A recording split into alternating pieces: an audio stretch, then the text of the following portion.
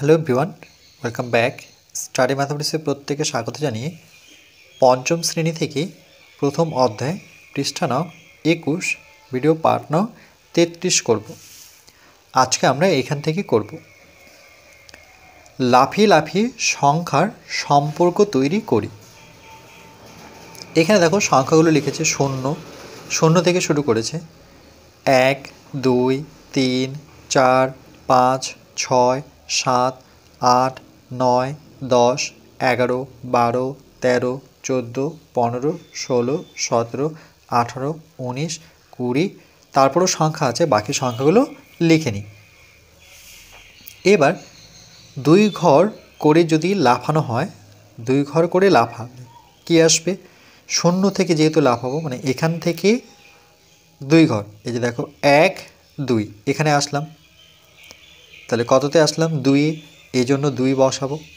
আবার দুই ঘর লাফাবো 1 2, তাহলে কততে আসলাম? সংখ্যাটি আসলো 4। আবার 1 2 কততে পৌঁছালাম? 6। আবার 1 2 সংখ্যাটি কত পেলাম? 8। 1 2 মানে একটা ঘর ছেড়ে পরের ঘরটা, পরের সংখ্যাটি এভাবে বলতে পারি 11কে ছেড়ে 12। তারপরে আবার এক ঘর বাদ দিয়ে পরের সংখ্যাটি, মানে দুই ঘর লাফালাম 1 2, তাহলে কত পেলাম? 14। 14 পরে দেখো 16, 16 পরে কত পাবো? 18। তারপরে সংখ্যাগুলো আছে 18 20 22 24 26 28 30 32। যেহেতু বাকি সংখ্যাগুলো আর লিখে নিই, এই জন্য dot dot dot dot dot dot ঘরে যাব, সেগুলোতে একটা করে বিন্দু নিয়েছে যে বাকি সংখ্যাগুলো রয়েছে। এবার 3 ঘর করে লাফালে কি হতো? শূন্য থেকে লাফাবো, তাহলে এই যে 1 2 3-এ পৌঁছাবো, অর্থাৎ এই সংখ্যাটি পাবো। তাহলে কত পাবো? 3। আবার এখান থেকে 3 ঘর লাফাবো 1 2 3, তাহলে কত পাবো? 6। দেখো এই 6 কিন্তু এই যখন এইভাবে লাফালাম তখনও পেলাম, আর যখন 3 ঘর করে লাফাচ্ছি তখনও কিন্তু 6 পেলাম। আবার এখান থেকে 3 ঘর লাফাবো 1 2 3, তাহলে কত পাবো? 9। আবার এখান থেকে 3 ঘর 1 2 3, তাহলে কত পেলাম? 12। আবার এখান থেকে 3 ঘর 1 2 3, তাহলে কত পাবো? 12 পেয়েছি। 3 ঘর 1 2 3, তাহলে কত আসবে? 15। 15-র পরে 1 2 3, তাহলে আসবো আমরা 18-তে। এবার 18 থেকে 3 ঘর 1 2 3, অর্থাৎ 21 পাবো। বাকি সংখ্যাগুলো যেহেতু লেখা হয়নি, তাহলে এখানে একটা করে বিন্দু দিয়ে ছেড়ে দিয়েছে যে বাকি সংখ্যাগুলো আছে, মানে ডট ডট ঘরে যাব। এবার দেখো ইম্পর্টেন্ট লাইন, এখানে আমরা প্রথমে না দুটো বৃত্ত এভাবে অঙ্কন করি, তাহলে বুঝতে পারবে তোমরা।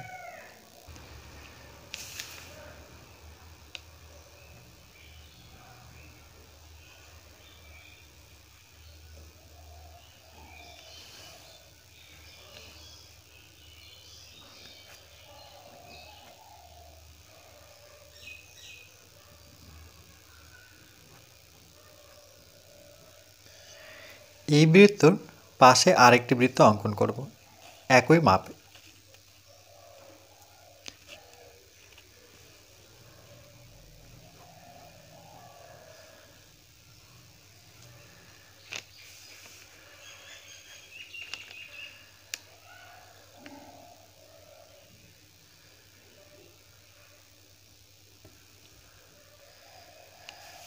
অঙ্কন করার পর এবার প্রথমে লিখব আমরা, যেহেতু দুই ঘর করে লাফিয়েছি, তাহলে 2-এর গুণিতকগুলি ঠিক এর উপরে লিখব 2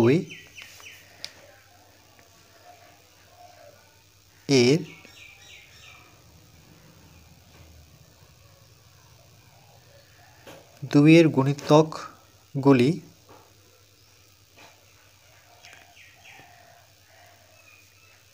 ঠিক এই বৃত্তে বসাবো। এবার পরবর্তী যখন 3 ঘর করে লাফানো হয়েছে, তাহলে 3-এর গুণিতকগুলি, তাহলে এই বৃত্তে লিখব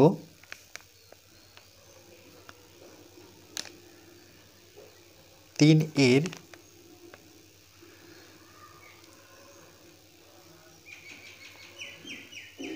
গুণিতকগুলি।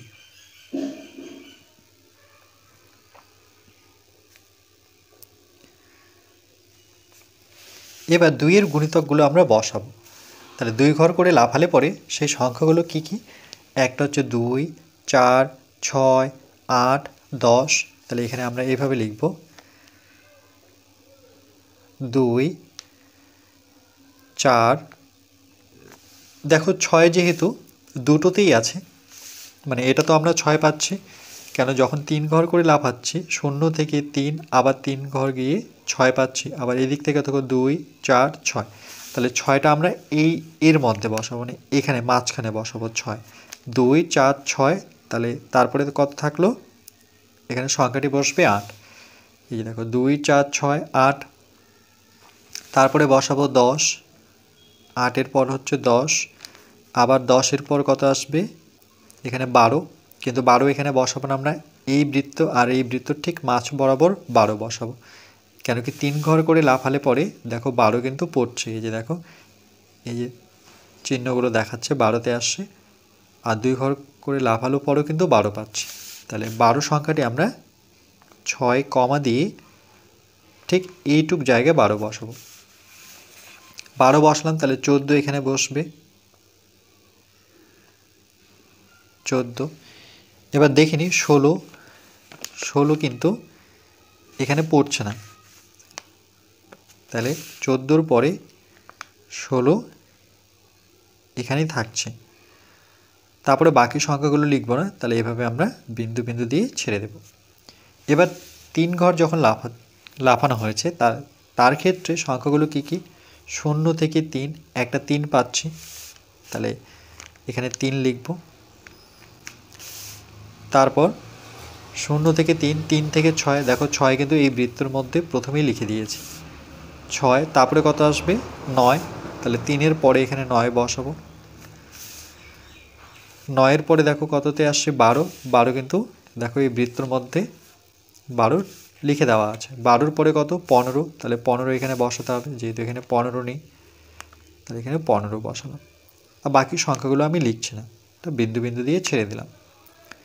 তার মানে এই 6 3-এর যে গুণিতক তার মধ্যে পড়ছে, 6 আবার 2-এর গুণিতকের মধ্যেও পড়ছে, ঠিক একইভাবে 12 3-এর গুণিতকের মধ্যেও পড়ে, আবার 12 2-এর গুণিতকের মধ্যেও পড়ে। তাইলে এই দুটো বৃত্ত থেকে তাহলে আমরা কি পেলাম, যে লিখব 2 ও 3 এর সাধারণ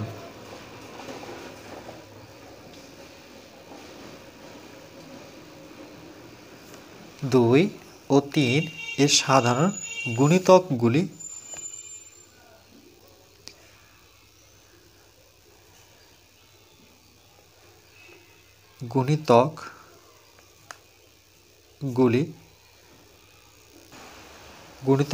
পাই, তাহলে এরকম কি পাবো, তাহলে দেখতে পাচ্ছি একটা 6 আর ঠিক তার নিচে 12, 6 12, তারপরে কি পেতে পারি, দেখো 12-র পরে এখানে যদি আমরা দেখে নিই যে 2 ঘর যাওয়ার পর সেটা 18 পাচ্ছি, আর যখন 3 ঘর আমরা লাফাচ্ছি তাহলে 1 2 3 সেক্ষেত্রে 18 পাচ্ছি, 3-এর ঘরেও পাচ্ছি, 3 ঘর লাফিয়েও 18কে পাচ্ছি, আর 2 ঘর লাফিয়েও কিন্তু 18কে পাচ্ছি, এই দুটো তীর চিহ্ন দেখবে যেখানে মিলিত হয়েছে, তাহলে 12-র পরের পরবর্তী সংখ্যাটা কি আসবে 18, তাইলে এখানে আমরা আরেকটি সংখ্যা বসাবো, সেটা হচ্ছে 18, কিন্তু যেহেতু আমরা সংখ্যা লিখে শেষ করতে পারি না, এই জন্য আমরা এখানে দেব যে বাকি সংখ্যাগুলো কিন্তু রয়েছে, যেহেতু রয়েছে তাহলে এখানে বিন্দু বিন্দু দিয়ে আমরা ছেড়ে দেব, 18-র পরের সংখ্যাটাও আছে এখানে। এভাবে অসংখ্য সংখ্যা বের করা যায়, যেহেতু আমরা জানি না কত দূর পর্যন্ত বের করব, এই জন্য আমরা এগুলোকে বিন্দু দিয়ে ছেড়ে দেব, মানে বাকি সংখ্যাগুলো তার মানে রয়েছে।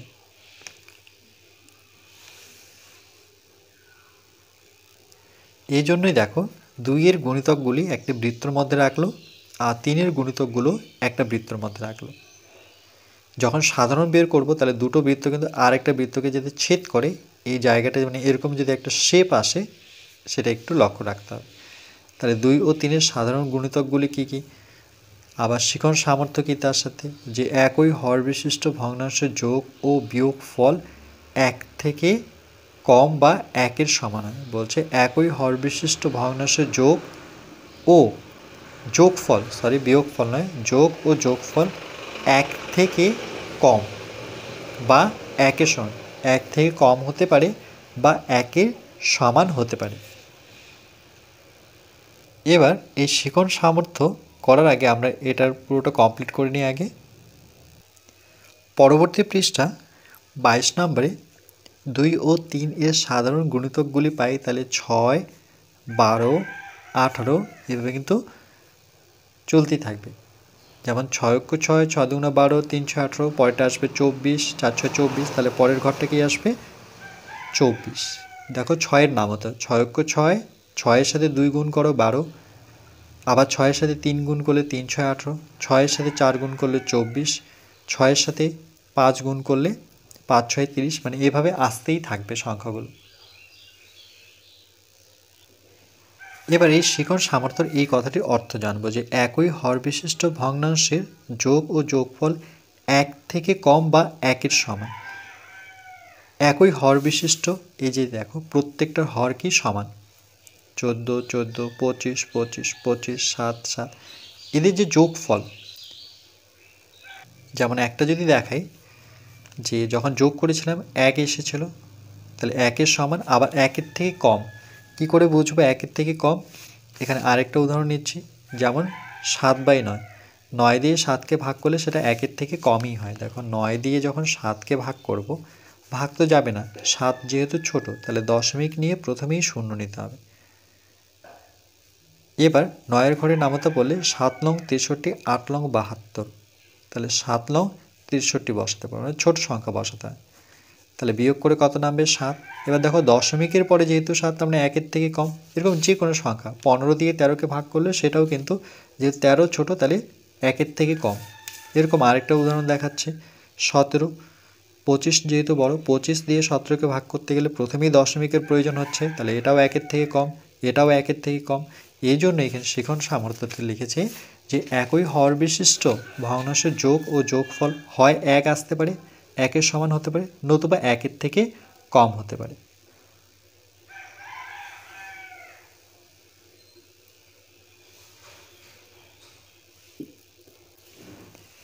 এবার তার সাথে দেখো গুণিতক, গুণিতক কথার অর্থ কি, তার মানে 2 ঘর করে লাফানো। যেমন 2 হলে পরেরটা 2-এর সাথে 2 যোগ করে 4, 4-এর সাথে 2 যোগ করলে 6, 6-এর সাথে 2 যোগ করলে 8, 8-এর সাথে 2 যোগ করলে 10, মানে এভাবে যাচ্ছে। যেমন যদি 3-এর গুণিতক বের করি, তাহলে কি করে বের করব, 3, 3-এর সাথে 3 যোগ করো 6, 6-এর সাথে 3 যোগ করো 9, 9-এর সাথে 3 যোগ করলে 12, 12-এর সাথে 3 যোগ করলে 15, 15-এর সাথে 3 যোগ করলে 18, 18-এর সাথে 3 যোগ করলে 21, এভাবে কিন্তু চলতেই থাকবে। আমরা কিন্তু সারাদিন লিখো, মানে সারা জীবন লিখো, সংখ্যা শেষ করতে পারবো না। এই জন্য তখন আমরা এইভাবে ভাঙা ভাঙা সংখ্যা রেখা বলা যাবে না, এটাকে বিন্দু বিন্দু, ওকে, ডট ডট বলতে পারি, এরকম আমরা বিন্দু দিয়ে দেখো, তার মানে বাকি সংখ্যাগুলো কিন্তু রয়েছে।